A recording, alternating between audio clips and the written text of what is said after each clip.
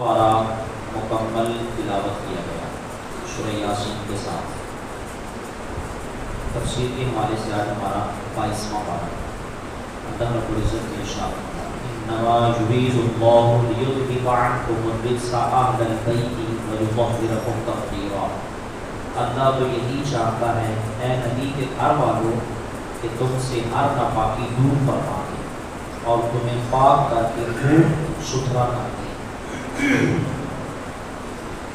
یہ کہتے ہیں کہ گناہوں کی نجاست سے تم آلودہ نہ ہو۔ اس آیت سے اہل بیت کی فضیلت ثابت ہوتی ہے، اور اہل بیت کے اندر نبی علیہ السلام کی ازواج مطہرات حضرت خاتون جنت سیدہ فاطمہ الزہرا رضی اللہ تعالی عنہا، مولا علی اور حسنین کریمین، یہ سب اس میں داخل ہیں۔ اہل بیت کے اہل بیت سے مراد نبی کے گھر والے، اور یہ اس وجہ سے ہے کہتے ہیں ان آیات میں اہل بیت رسول اللہ صلی اللہ تعالی علیہ وآلہ وسلم کو نصیحت فرمائی گئی کہ اہل بیت گناہوں سے بچیں، تقوی اور پرہیزگاری کے پابند رہیں، گناہوں کو ناپاکی سے اور پرہیزگاری کو پاکی سے استعاب فرمایا گیا، یعنی نسبت دی گئی۔ تو لہٰذا اس آیت مقدسہ میں اہل بیت کی شان واضح ہوتی ہے۔ آگے چل کر اسی رکوع کے اندر اللہ رب العزت نے ارشاد فرمایا ان المسلمین والمسلمات، بے شک مسلمان مرد اور مسلمان عورتیں، یعنی یہاں پر تقریباً 10 صفات بیان ہوئی، اور جہاں جہاں مردوں کی صفات بیان ہوئی ساتھ ہی عورتوں کی صفات بھی اللہ نے بیان فرمائی۔ اور اس کی وجہ کیا تھی؟ شان نزول یہ ہے اسماء بنت امیس جب اپنے شوہر جعفر بن ابی طالب کے ساتھ حبشہ سے واپس آئیں تو ازواج النبی صلی اللہ تعالیٰ علیہ وآلہ وسلم سے مل کر انہوں نے دریافت کیا کہ کیا عورتوں کے باب میں بھی کوئی آیت نازل ہوئی ہے، یعنی عورتوں کے حوالے سے جس میں فضیلت بیان کی گئی ہو عورتوں کی، کیا ایسی بھی کوئی آیت بیان ہوئی؟ تو انہوں نے فرمایا کہ نہیں۔ تو اسماء بنت امیس جو تھی نبی علیہ السلام سے انہوں نے عرض کیا کہ حضور عورتیں تو بڑے خسارے میں ہیں۔ فرمایا کیوں؟ عرض کیا کہ ان کا ذکر خیر کے ساتھ ہوتا ہی نہیں، یعنی مردوں کا ہی ذکر ہوتا رہتا ہے قرآن مجید میں، انہی کی فضیلتیں بیان ہوتی ہیں۔ یہ ایسے محبت میں انہوں نے عرض کیا نا حضور کی بارگاہ میں، تو عورتوں کا ذکر نہیں ہوتا۔ جس انداز سے مردوں کا ہوتا اس پر یہ آیت کریمہ نازل ہوئی، اور کہتے ہیں کہ ان کے 10 مراتب مردوں کے ساتھ ذکر کیے گئے، یعنی جہاں جہاں مردوں کا ذکر ہوا ساتھ ہی وہاں عورتوں کا ذکر۔ تو فرمایا بے شک مسلمان مرد مسلمان عورتیں، ایمان والے ایمان والیاں، فرما بردار فرما برداریاں، یعنی عورتیں بھی اور مردوں، سچے اور سچیاں، صبر والے صبر والیاں، عاجزی کرنے والے عاجزی کرنے والیاں، خیرات کرنے والے خیرات کرنے والیاں، روزے رکھنے والے روزے والیاں، اور اپنی پارسائی نگاہ رکھنے والے اور نگاہ رکھنے والیاں، اور اللہ کو بہت یاد کرنے والے اور یاد کرنے والیاں، یعنی جہاں جہاں مردوں کا ذکر ہوا ساتھ ہی اللہ نے جو ہے نا وہ عورتوں کا بھی ذکر فرمایا۔ اور آخر میں اعد اللہ لهم مغفرۃ واجرا عظیما، ان سب کے لیے اللہ نے بخشش اور بڑا ثواب تیار کر رکھا۔ اب یہ ہے کہ اس سے پھر میں تسلی آگے چل کر تیسرے رکوع کے اندر اللہ رب العزت نے ارشاد فرمایا ما کان محمد ابا احد من رجالکم ولکن رسول اللہ وخاتم النبیین، محمد صلی اللہ علیہ وسلم تمہارے مردوں میں سے کسی کے باپ نہیں، ہاں اللہ کے رسول ہیں۔ یعنی نبی علیہ السلام کے جو بیٹے تھے 3 بیٹے، وہ بھی بچپن ہی میں فوت ہو گئے۔ ظاہر بات ہے ان پہ آدمی کا لفظ صادق نہیں آتا۔ بہرحال اس کی وجہ یہ تھی کہ نبی علیہ السلام کے وہ آپ کے منہ بولے بیٹے تھے حضرت زید، انہوں نے جس وقت اپنی بیوی کو طلاق دی بعد میں نبی علیہ السلام نے ان سے نکاح کر دیا، اور یہ نکاح اللہ کے حکم سے ہوا۔ کفار و مشرکین نے وہ باتیں بنانا شروع کر دی، دیکھیں جی بیٹے کی بیوی سے نکاح کر لیا، یوں کر کے اس طرح۔ اب تو وہ ان کی بیوی تھی نہیں، پہلی بات جب طلاق ہو گئی پھر بھی تو بیوی نہیں، پہلی بات۔ دوسری بات یہ ہے کہ اللہ پاک نے پھر واضح فرمایا کہ جو منہ بولا بیٹا ہے وہ منہ بولا بیٹا ہوتا ہے، وہ کبھی بھی حقیقی بیٹا نہیں ہوتا۔ رشتوں کے اندر جن کو ہم آج خود اپنا رشتہ بنا لیں، حقیقت میں وہ رشتے نہیں ہوتے۔ جیسے میں نے کل کی مثال دی تھی، بہن کی ہے، ماں کی ہے، بیٹی کی ہے، مطلب جڑے بزرگ نے وہ کتنی ایسی عورتیں ہیں، بچیاں جن کو بیٹی کہتے ہیں، اس کا یہ مطلب تھوڑی نا کہ وہ ان کی حقیقی بیٹی بن گئی، ایسا تو نہیں ہوتا۔ تو عمر کا تقاضا ہوتا ہے، چھوٹی ہے اپنے بچوں کی ایج کی ہے یا اپنی بیٹی کی عمر کی ہے تو اس کو بیٹی کہا جاتا ہے، لیکن یہ نہیں ہے کہ وہ حقیقی بیٹی بن گئی۔ جو حقیقی بیٹی ہے وہ حقیقی ہوتی ہے، اور جو منہ بولی ہے وہ بولی۔ تو اسی طرح حضرت زید نبی علیہ السلام کے منہ بولے بیٹے تھے، اور وہ حقیقی کے زمرے میں نہیں آتا۔ اس لیے اللہ نے یہاں پر واضح فرمایا کہ تم مردوں میں سے نبی علیہ السلام کسی کے باپ نہیں ہیں، ولا کے رسول اللہ، اور اللہ کے رسول ہیں، وخاتم النبیین، اور سب نبیوں میں آخری۔ آگے چل کر فرمایا یا ایھا النبی انا احللنا لک ازواجک اللاتی آتیت اجورہن وما ملکت یمینک۔ اے نبی صلی اللہ علیہ وآلہ وسلم، ہم نے آپ کے لیے حلال فرمائی تمہاری وہ بیویاں جن کو تم مار دو، اور تمہارے مال اور تمہارے ہاتھ کا مال یعنی کنیزیں، لونڈیاں، وہ بھی بغیر نکاح کے جائز ہے آپ کے لیے، اور تمہارے چچا کی بیٹیاں، پھوپھیوں کی بیٹیاں، ماموں کی بیٹیاں، خالاؤں کی بیٹیاں جنہوں نے تمہارے ساتھ ہجرت کی، اور ایمان والی عورت اگر وہ اپنی جان نبی کی نظر کرے تو یہ ساری ان کے لیے جائز ہے۔ یعنی واضح کر دیا اختصار کے ساتھ ہر رشتے کے حوالے سے کہ یہ ان کے لیے جائز ہے، اور اگر نبی سے نکاح ملانا چاہے یہ خاص تمہارے لیے ہے، امت کے لیے نہیں۔ کون سی چیز بنا کہ حق مہر کا دینا یا نہ دینا، یعنی انبیاء کے لیے یہ ضروری نہیں ہے کہ وہ حق مہر ان کو دیں ہی دیں، یہ ہمارے لیے ضروری ہے۔ حق مہر کو معین کرنا یا غیر معین رکھنا وہ ایک الگ چیز ہے، لیکن یہ ہے کہ ہم نے حق مہر کو وہاں ڈسکس ضرور کرنا ہے، وہ الگ چیز ہے کہ عورت اس کا مطالبہ کرے یا نہ کرے، لیکن انبیاء کے لیے بغیر حق مہر کے بھی عورت جائز ہے۔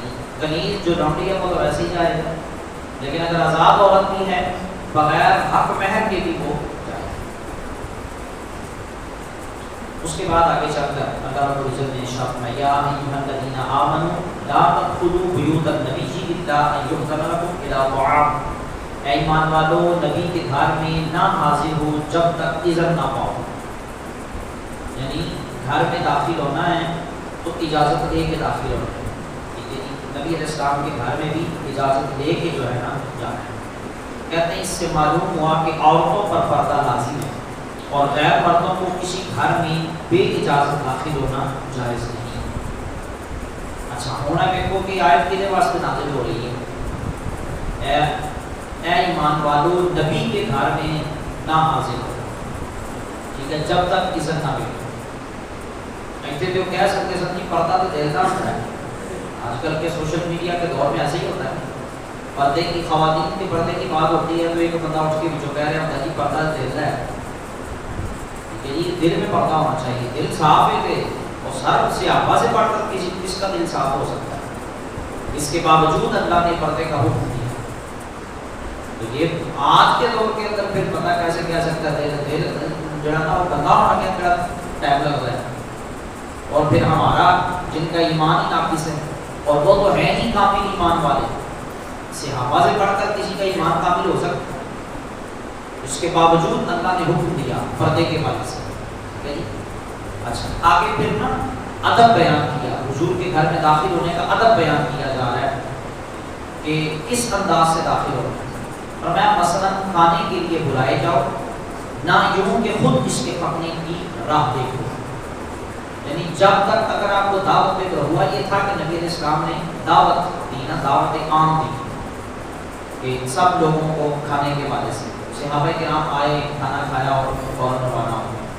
کچھ ایسے لوگ بیچ میں تھے جنہوں نے کھانے کے پکنے کا انتظار کیا، یعنی پہلے فرصت میں ہی آ گئے، فوراً ہی آ گئے. اب ظاہری بات ہے اس وقت کے گھر اور ماحول اس طرح کا ہوتا تھا کہ بڑا مختصر، تو کام کاج کرنے کے بارے سے مشکلات ہوئی، لیکن خیر حضور علیہ السلام خاموش رہے. پھر جس وقت کھانا کھا لیا گیا تو وہیں بیٹھ کر ان لوگوں نے نا باتیں شروع کر دی، گفتگو شروع کر دی. تو نبی علیہ السلام پھر بھی خاموش رہے، لیکن اللہ رب العزت نے یہ آیت مقدسہ نازل فرمائی اور فرمایا کہ جب کھانا کھا لو تو پھر منتشر ہو جاؤ. فَإِذَا طُعِمْتُمْ فَانْتَشِرُوا، جب کھا چکو تو متفرق ہو جاؤ. وَلَا مُسْتَأْنِسِينَ لِحَدِيثٍ، نہ یہ کہ بیٹھے باتوں میں دل بہلاؤ. یہ آداب بیان کیے جا رہے ہیں اور ہر گھر کے آداب اسی طرح ہیں کہ جب کھانا پک جائے اس کے بعد جانا ہے. ایک چیز ایڈوانس ہی نہیں، مطلب 3 دن پہلے جا کے بیٹھے خوشی کی دعوت ہے ساڑھی اسی آ گئے ہیں، ویسا نہیں ہے، بلکہ ان سے جو ہے نا وہ اس انداز سے پوچھ لیا جائے یا جو بھی. دوسری بات یہ کہ کھانا کھانے کے بعد وہ ایک الگ چیز ہوتی ہے رشتہ داریوں کا معاملہ ہو اس طرح. تو یہ لوگ تو چونکہ ویسے بھی رشتہ دار بھی نہیں تھے، تو پھر ازواج مطہرات جو تھیں ان کو کام کرنے میں اس طرح جو ہے نا وہ پریشانی تھی. نبی علیہ السلام نے تو نہیں فرمایا، لیکن ان ذالکم کان یؤذی النبی، بے شک اس میں نبی کو ایذا ہوتا ہے. آپ نے فرمایا کہ ان کو تکلیف ہوئی ہے. فیستحیی منکم، وہ تمہارا لحاظ رکھتے ہیں. یہ سنی گا کہ نبی تمہارا لحاظ رکھتے ہیں، انہوں نے نہیں کہا تم سے. واللہ لا یستحیی من الحق، اور اللہ حق فرمانے میں نہیں شرماتا. یہ ہے ادب حضور علیہ السلام کے گھر کا، گھر میں داخل ہونے کا، پھر کھانا کھانے کا، پھر کھانا کھانے کے بعد کا. فرمایا کہ اللہ حق فرمانے میں حیا نہیں فرماتا، وہ حق بیان کرتا ہی کرتا. تو اس لیے جب تم کھانا کھا لو تو پھر وہاں سے اٹھو. پھر اسی رکوع کے اندر اللہ رب العزت نے ارشاد فرمایا ان اللہ وملائکتہ یصلون علی النبی، بے شک اللہ اور اس کے فرشتے درود بھیجتے ہیں نبی صلی اللہ علیہ وسلم پر. یا ایھا الذین آمنوا، اے ایمان والو، صلو علیہ وسلموا، ان پر درود اور خوب سلام بھیجو. صلو علیہ وسلموا، درود بھی ہے اور سلام بھی ہے. یاد رکھیے نبی علیہ السلام پر دونوں چیزیں بھیجنے کے بارے سے فرمایا، درود بھی اور سلام بھی.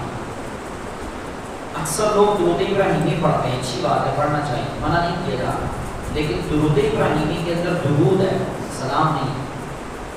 جبکہ اللہ نے قرآن مجید کے اندر دونوں چیزوں کے کرنے کا حکم دیا ہے، درود پڑھنے کا بھی اور سلام کا بھی. تو پھر ایسا درود پڑھا جائے جس میں درود بھی ہو اور سلام بھی ہو. اور نبی علیہ السلام پر درود پاک کا پڑھنا یہ واجب ہے، کم از کم ایک مجلس کے اندر.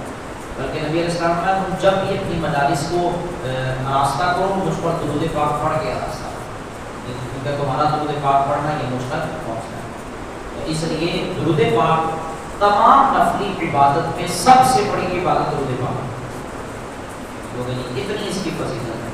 لیکن اب نفل آپ پڑھ رہے ہیں، نفلی عبادت ہے، نفل نماز، اس کے لیے طہارت ضروری ہے، اس کے لیے نماز کے واجبات کا، شرائط کا، فرائض کا تکمیل اس کی ضروری ہے.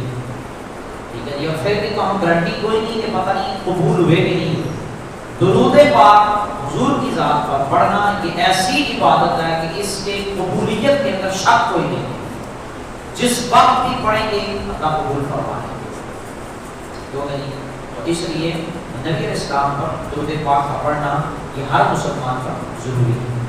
آگے فرمایا ان الذین یؤتون اللہ ورسولہ، بے شک جو ایذا دیتے ہیں اللہ اور اس کے رسول کو، لعنہم اللہ فی الدنیا والآخرہ، ان پر اللہ کی لعنت ہے دنیا اور آخرت. اس سے مراد کافر اور مشرک منافق لوگ ہیں جو نبی علیہ السلام کو ایذا دیتے تھے.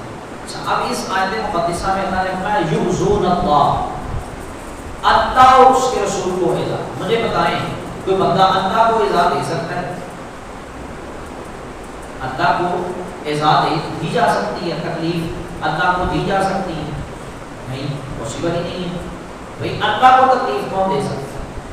لیکن یہاں اللہ رب العزت کے کا آیت مقدسہ میں بیان فرمانا کہ اللہ اور اس کے رسول کو ایذا، اس کا مطلب یہ ہے کہ جو بندہ میرے محبوب علیہ السلام کو ایذا دے گا در حقیقت ایسے ہی ہے جیسے اس نے مجھے ایذا.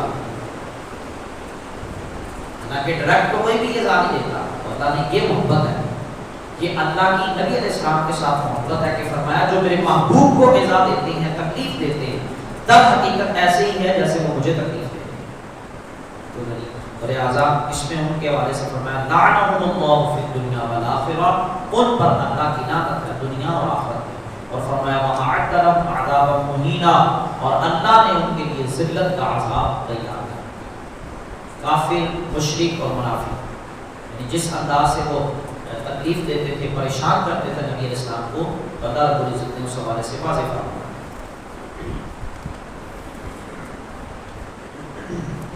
آگے فرمایا یا ایھا النبی قل لازواجک وبناتک ونساء المؤمنین یدنین علیہن من جلابیبہن، اے نبی اپنی بیویوں، صاحبزادیوں اور مسلمانوں کی عورتوں سے فرما دو کہ اپنی چادروں کا ایک حصہ اپنے منہ پر ڈالے رہیں. پردہ اس سے کہا جا رہا ہے صاحبزادیوں سے، ازواج مطہرات سے اور تمام مسلمان عورتوں سے. وہ کدھر گیا تھا اندر پردہ؟ وہ اندر والا پردہ کدھر گیا؟ فرمایا اپنی چادروں کا ایک حصہ اپنے منہ پر ڈالے رہیں. کیوں؟ ذالک ادنیٰ ان یعرفن فلا یؤذین، یہ اس سے نزدیک تر ہے کہ ان کی پہچان ہو تو ستائی نہ جائیں. ہاں وہ جو آئے دن زیادتی کے کیس آ رہے ہیں، اس کی وجہ بھی یہی ہے.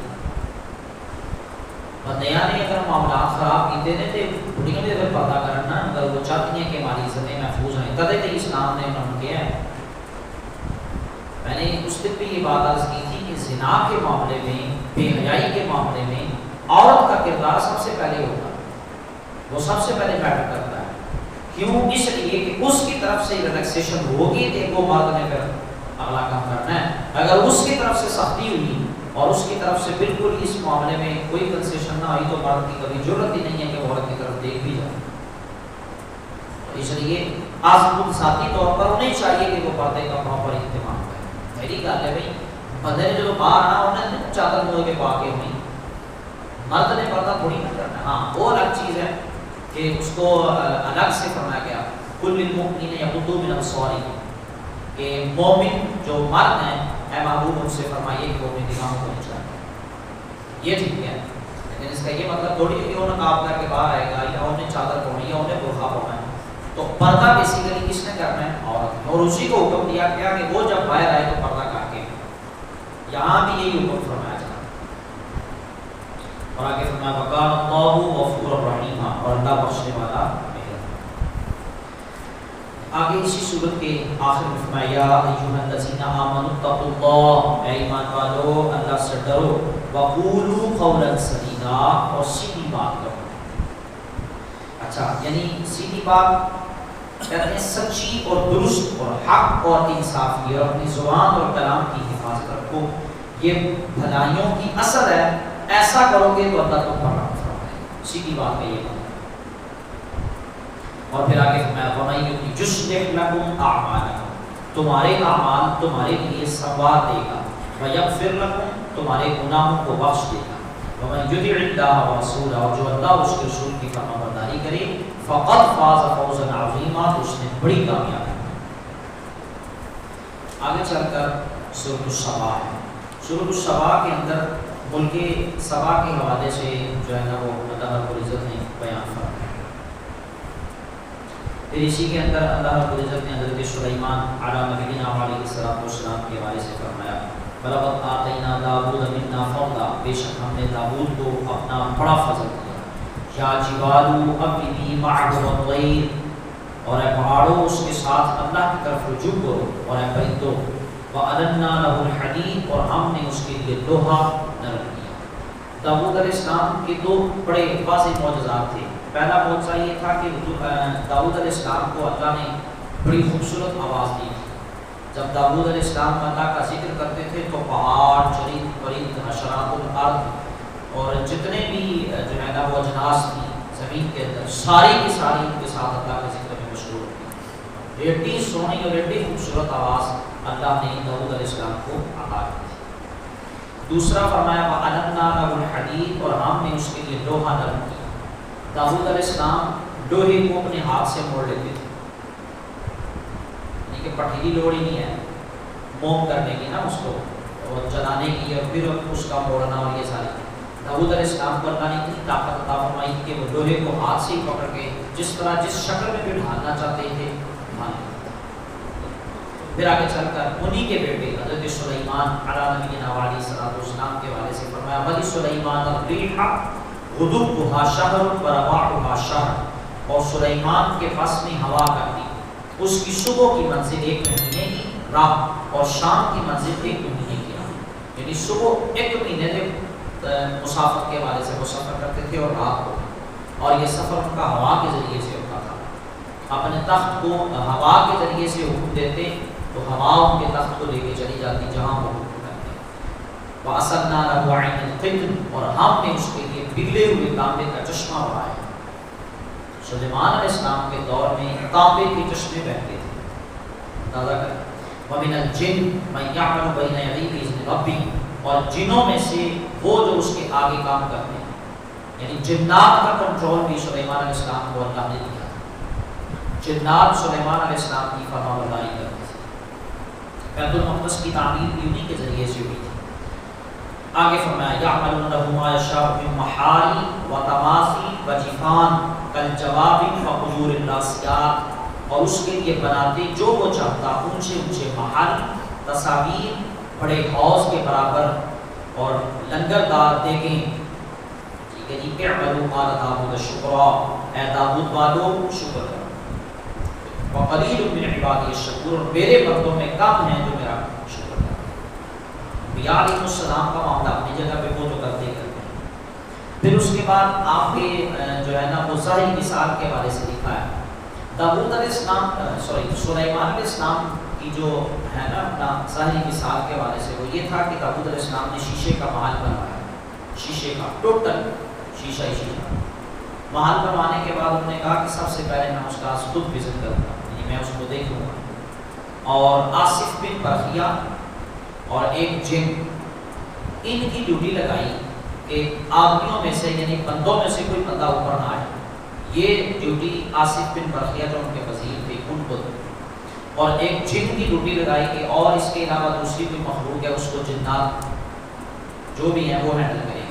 یعنی وہ اس ایک بندے کی ڈیوٹی لگا دی اور ایک جن کی کہ اس محل کے اندر کوئی نہ ہے جب تک میں وزٹ کر رہا ہوں اس کا.